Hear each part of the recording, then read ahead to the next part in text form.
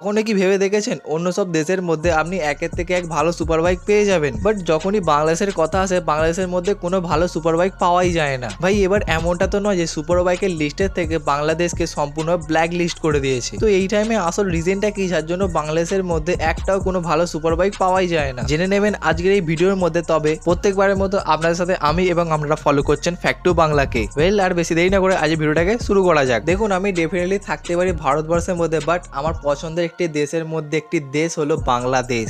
Well, I know কি বাংলাদেশকে explore করতে করতে আমি কোনো ভালো সুপার বাইক খুঁজেই পাইনি। হ্যাঁ, তার মানে একটা কথা সত্যি যে বাংলাদেশের মধ্যে ভালো কোনো সুপার বাইক পাওয়াই যায় না। কিন্তু আপনারা কখনো ভেবে দেখেছেন কেন পাওয়া যায় না? এর পিছনে থাকা ফার্স্ট রিজন হলো মোস্ট পাওয়ারফুল। দেখুন, আমি সুপার বাইকের ক্যাটাগরির মধ্যে সব থেকে লো পাওয়ারে আমি সুপার বাইককে নিয়েছি, যেটা হচ্ছে Z900, যেটা বর্তমান সময় প্রত্যেকেরই রাইডার একটি পছন্দের তো বাইক। সাথে এই বাইকটাকে সব থেকে বেশি পারচেস করা হচ্ছে এই বছরের মধ্যে। এমনিতে Z900 এর মধ্যে ব্যবহার করা হয়েছে 948 সিসির liquid cooling inline 4 cylinder engine, এবং এই ইঞ্জিন আপনাকে খুবই সহজে 98 NMs টর্ক, 7500 RPM শুধু নয় 125 PSI পাওয়ার খুব ইজিলি জেনারেট করে দিতে পারে। এবার আপনি একটা কথা ভেবে দেখুন, বাংলাদেশের লোকালিটিকে নিয়ে এই বাইকটা এতটা পাওয়ার সাথে যদি চলতে শুরু করে, তাহলে বাইকটা যদি ঠিকমতো ভাবে হ্যান্ডেল না করা তাহলে অনেক বড় দুর্ঘটনাও হয়ে যেতে পারে। এবার ঠিকমতো ভাবে হ্যান্ডেল না করতে পারলে অনেক বড় দুর্ঘটনা হওয়া থেকে কেউ বাঁচাতে পারবে। মানে বাংলাদেশের লোকালিটি এতটাই বেশি যে এই বাইকটাকে হ্যান্ডেল করা খুবই মুশকিল হয়ে যায়। ওয়েল, এবার আপনি মেনে নিন যে আপনি একটি ভালো রাইডার, আপনি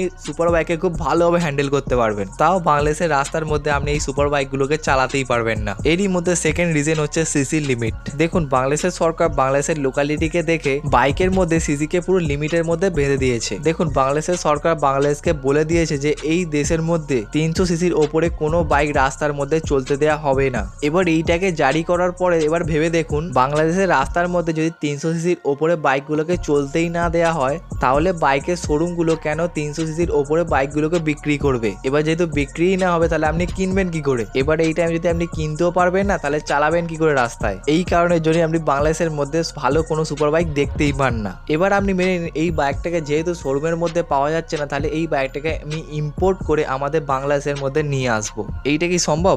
অবভিয়াসলি এটা সম্ভব, বাট এই টাইমে একটা জিনিসকে আপনি ভালো করে দেখে নিন, আমাদের ভারতবর্ষের মধ্যে সব থেকে কম দামি সুপার বাইক হলো Z900। তার সৌন্দর্য এবং শক্তি সবই হচ্ছে অনেক হাই লেভেলের, যার জন্য এই বছর মানে 2024 সালে Z900 এর সব থেকে বেশি ইউনিট বিক্রি হয়েছে।